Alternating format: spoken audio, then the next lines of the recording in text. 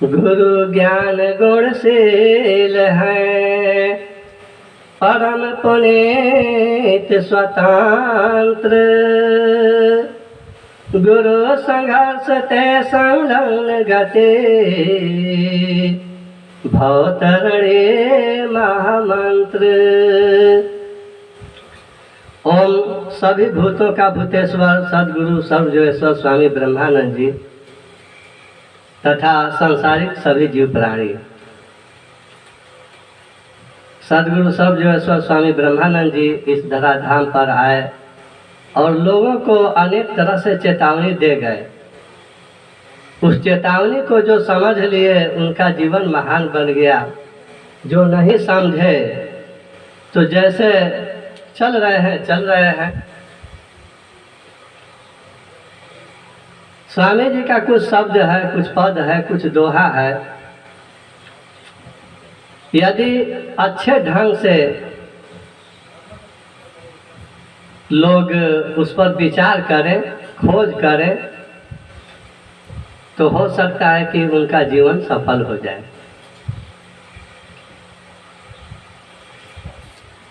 स्वामी जी कुछ ऐसे चेतावनी पद दोहा बोले हैं जो आप लोगों को मैं सुना रहा हूँ। याद करो घड़ी आ गई,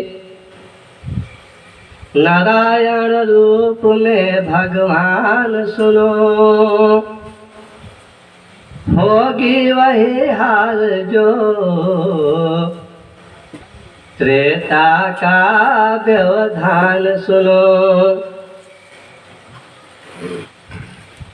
राम रावण में हुए लड़ाई, लिखे तुलसी गाकर। कली काल के अंत चरण में कहाँ ब्रह्मानंद जी समझा कर।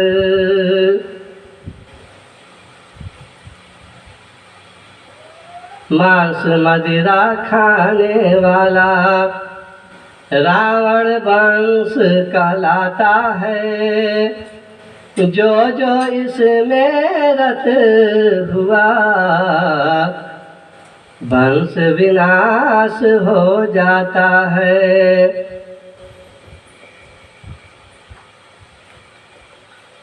और कुछ व्यवहारिक रूप में उनका पद रहा। माता पिता के देवता माना,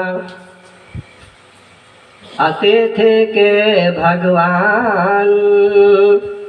सदगुरु के सब कुछ माना, सदा होए कल्याण।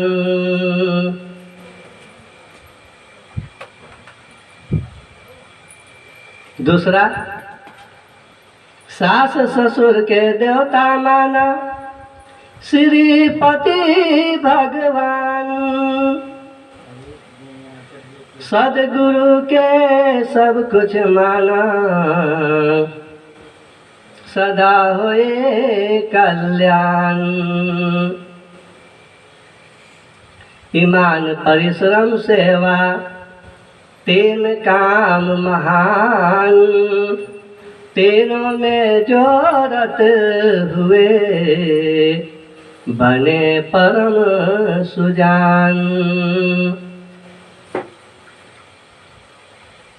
स्वामी जी नारियों के लिए भी व्यवहार की बात बताए और पुरुष के लिए भी बात बताए। एक बात आप लोग अच्छे ढंग से सुनकर इस पर विचार करेंगे। कारण कि कुछ लोग कहते हैं कि स्वामी जी कभी कुछ प्रवचन दिए हैं, कभी कुछ प्रवचन दिए हैं। तो कब कौन सा प्रवचन दिए हैं, किस समय पर, हम लोग उनके साथ में रहे हैं, उस बात को अच्छी तरह से जानते हैं। जैसे स्वामी जी शुरू में बहुत अच्छे ढंग से समझाते थे नारियों को कि पति कैसा हो निकल जाए, लंगड़ा हो, अनरा हो, लुल्हा हो, शराबी हो, कबाबी हो, कुछ भी हो, उसको पति मानकर, भगवान मानकर, पति भगवान होते हैं, परमेश्वर स्वरूप होते हैं, तो उनको भगवान मानकर उनका आरती पूजा करना है, उनका सेवा करना है। स्वामी जी के संगत में पूजा करने वाली बहुत सी लड़कियां इस पर अडिग हुई, अपना कर चली हैं। कुछ कुछ ऐसे लड़कियों की शादी ऐसे जगह हो गई जिनके ससुराल के लोग, सभी लोग राक्षस। राक्षस का काम है क्षय करना, तबाह करना, परेशान करना। और ये लड़की क्या सोच रही है, तो गुरुआ के पास उस पद को याद कर रही है कि स्वामी जी कह रहे हैं कि सास ससुर के देवता माना, श्रीपति भगवान, सदगुरु के सब कुछ माना, सदा हुई कल्याण। वो इस बिंदु पर अपने को अडिग है। उस लड़की को बहुत दुर्गति किया गया, छोड़ा छोड़ोल की बात हो गई। इतना ही नहीं, कुछ लोग तो ऐसा भी व्यवस्था बनाए कि जब तुम अपने बाबा को ही छोड़ो, गुरु को ही छोड़ो, नहीं तो ये मांस मछली खाओ। स्वामी जी के यहाँ ऐसा कई ठो प्रश्न आने लगा। कुछ लड़कियां अडिग हो गई, जवाब देने लगी, तो वही घर वाले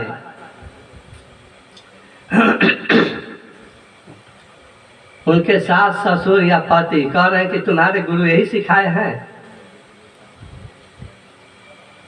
तुम कौन सा गुरु का ज्ञान ली हो कि पति को जवाब दे, सास ससुर को जवाब दे।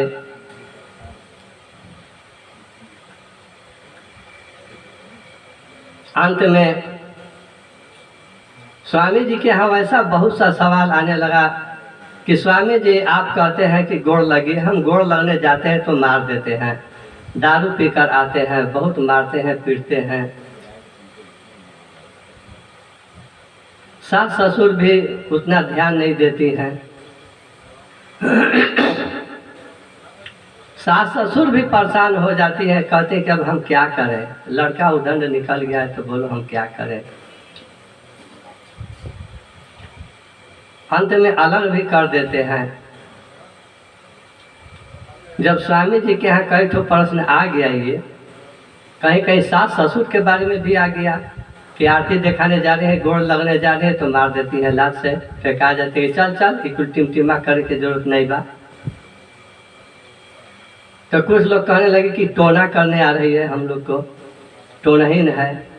तो कुछ लोग बोले कि इसका बाबा कुछ सिखाए हैं मंत्र, माटी मारने के लिए ऐसा काम कर रही है।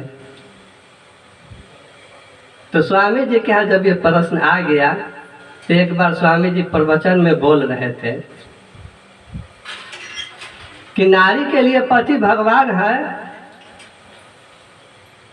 तो पति के लिए भी नारी देवी है। नारी और पुरुष दोनों जो होते हैं तो गाड़ी के चक्के के तरह होते हैं, दो पहिए के तरह होते हैं। गाड़ी में दोनों तरफ पहिया है, एक पहिया भ्रष्ट हो जाए और एक पहिया में हवा पूरा भरा रहे, ड्राइवर कितना ही चालाक रहेगा, चाहे कि उस गाड़ी को हम स्पीड में चला लें, नहीं चला पाएगा, खींचना पड़ेगा। ठीक उसी तरह से सदगुरु के शरण में जो रहते हैं, होते हैं नारी या पुरुष, यदि दोनों गुरुवाक्य पर मान कर चलते हैं तो उनका जीवन सफल हो जाता है।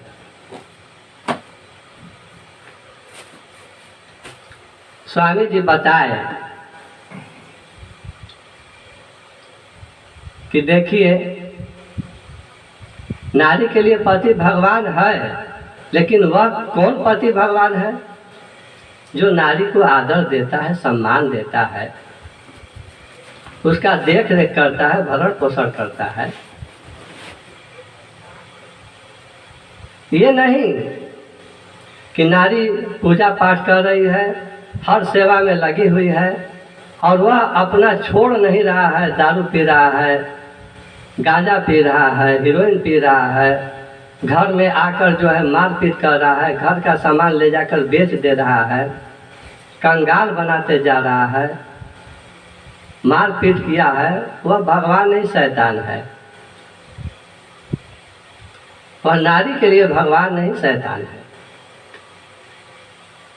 तो कुछ लोग बोले कि स्वामी जी का प्रवचन बदल गया। बदला नहीं। जैसे जैसे लोग की मनोभावनाएं बदलती गई, उस मनोभावना के अंदर जो प्रश्न उठता था, उस प्रश्न का वो उत्तर दिए।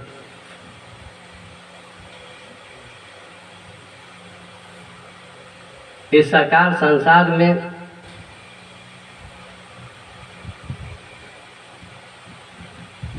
नर और नारी जो होते हैं, उन लोगों का विचार फूल और भंवरे की तरह होनी चाहिए। अर्थात नारी बने फूल और पुरुष बने भंवरा।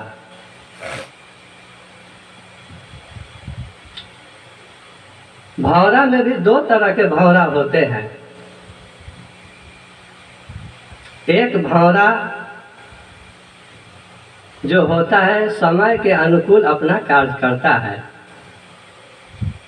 और एक भंवरा जो होता है समय को समय पर ध्यान नहीं देता है। दोनों में अंतर क्या होता है? अंतर इतना ही होता है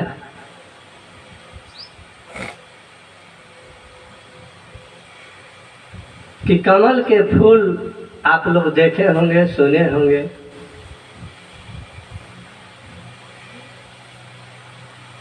कि सूर्योदय के बाद और सूर्योदय से पहले उसका मुंह खिला रहता है, अर्थात खुला हुआ रहता है। जैसे जैसे सूर्योदय होता जाता है, बढ़ता जाता है, उसी तरह से उसका मुंह खुलता जाता है। और जैसे जैसे सूर्यास्त वाला समय आता है, अर्थात सूरज ढलने की ओर होता है, वैसे वैसे फिर उसकी पंखुड़ियाँ धीरे धीरे अपने में सिमटना शुरू हो जाती है। और ज्यों ही सूर्यास्त होता है, कमल के फूल का मुंह बंद हो जाता है। तो जो चतुर भंवरा होता है, उस समय को जानता है। वह समाज में जाता है, फूलों से रस लेता है और रस लेकर मधुछत्ता तैयार करता है, और वह मधुछत्ता समाज कल्याण में काम आता है। लेकिन जो मूर्ख भंवरा होता है, वह समय पर ध्यान नहीं देता, बस वह जानता है कि फल से रस लेना है। सूर्यास्त का समय होने वाला है, वह भंवरा उस कमल के फूल के अंदर घुस जाता है, रस लेने में विभोर हो जाता है। तब तक सूर्यास्त हो गया,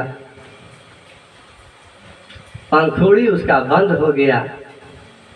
वह भंवरा गुनगुना कर उसी में अपने जीवन लीला को समाप्त कर दिया। वह यदि चाहता तो उस फूल को छेद कर बाहर निकल जाता, लेकिन रस लेने में इतना विभोर हो गया कि उसकी शुद्धि बुद्धि खो गई। कि हमारे पास इतना पावर है कि मैं बाहर निकल सकता हूँ, और उसी में गुनगुना कर अपने जीवन लीला को समाप्त कर दिया। अर्थात भौरा का मतलब उसी तरह से पुरुष समय पर ध्यान रखते हुए, अपनी नारी की हर व्यवस्था देते हुए, माता पिता की सेवा करते हुए, समाज कल्याण में भी अपना समय प्रदान करे, तो उसके समाज कल्याण में भी ध्यान दे, तो कहा जाएगा कि वह चतुर भौरा के तरह है। और नारी फूल बनने का मतलब समय पर नित्य क्रिया कर्म करके अपने पति, सास, ससुर सभी को पैर छूकर प्रणाम करे, और समय से भोजन बनाए। पति का कमाई कितना है, आमदनी कितना है, आमदनी और आवश्यकता में तालमेल रखे। भावना रखे कि हमको घर के सभी गृहस्थी को देखते हुए सबको सेवा करना है। सोते समय पति जो है अपने पिता का पैर दबाकर सोए, नारी है अपने सास का पैर दबाकर सोए, सास को माताजी, ससुर को पिताजी, और पति को पतिदेव जी या स्वामी जी कहकर पुकारे। उसी तरह से पुरुष भी जो है अपने पत्नी को श्रीमती जी या देवी जी कहकर पुकारे। सास ससुर जो है अपने पतोह को बेटी, बहू या नाम धर कर भी पुकारे, अर्थात अपनी बच्ची समझकर। इस तरह से अगर चला जाता है तो आशा रखते हैं, आशा ही नहीं पूर्ण भरोसा है कि घर के आने वाला पीढ़ी दर पीढ़ी का भी सुधार हो जाएगा और सभी लोग संस्कारित हो जाएंगे। विशेष क्या शेष बात पर ध्यान देना जरूरी है। कम सुनो ज़्यादा गुनो, राखो गुरु में ध्यान, अपने कर्म पर अडिग रहो, चलो सीना तान। इतना ही कहकर मैं इस समय के लिए अपनी वाणी पर विराम दे रहा हूँ। ओम शांति शांति शांति।